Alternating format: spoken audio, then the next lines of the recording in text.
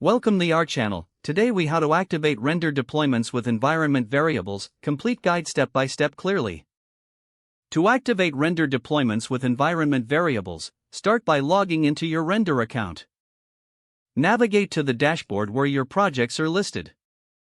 Select the project you wish to configure. In the project settings, locate the environment section. Click on environment variables to open the configuration options.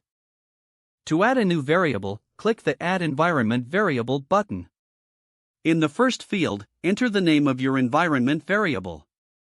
In the second field, provide the value for that variable. Ensure the variable name is descriptive for easier management.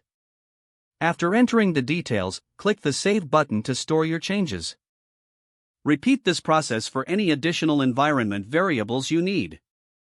Once all variables are added, return to the main project page. Find the section labeled Deployments to trigger a new deployment. Click on the Manual Deploy button to initiate the deployment process. Render will now build and deploy your project using the specified environment variables. Monitor the deployment progress on the dashboard for confirmation. Once deployed, verify that the application functions correctly with the new settings.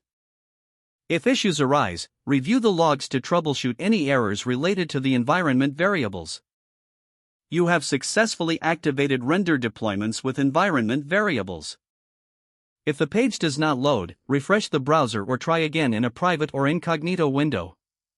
Make sure you are using the correct email address, then retype it carefully to avoid small typos. If your password is not accepted, use the reset option and create a new strong password you can remember. Check your spam folder for verification or security emails, then complete any requested. Enable two-factor authentication if available to improve account security and reduce unauthorized access risk. After signing in, review your profile details so your contact information and settings are accurate and current. If you see an error message, note it down and try again after restarting your device and internet connection. Log out when you finish, especially on shared devices, to keep your account and payment information secure.